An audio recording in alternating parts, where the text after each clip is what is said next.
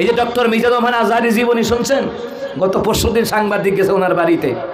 ওনার বাবার প্রায়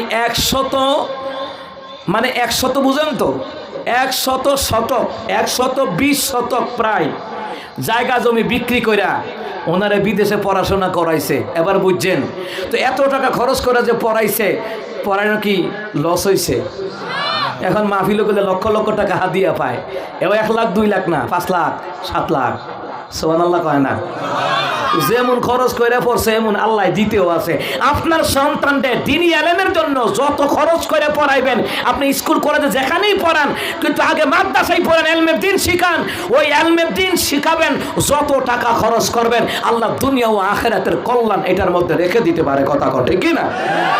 ওনার আব্বা যদি কইতো না এত টিয়া দিয়ে আমি মাদ্রাসা পড়াইতে ইচ্ছাম না, ও মক্তবে পড়, ও মাদ্রাসা পড়ার কোনো কারো পরীক্ষা, স্কুলে যা, আর কোনো কারণ যাইস না।